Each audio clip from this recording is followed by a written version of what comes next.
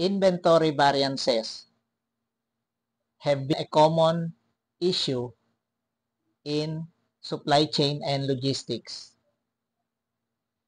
How to improve inventory accuracy in order to streamline our process? We need to implement the cycle counting principle that we have to count daily the items that are active in our operations. We have to practice real-time entry of all transactions, those involved inbound and outbound. As well, check the unit of measure. Streamline the process and monitor the process for regular audit of it.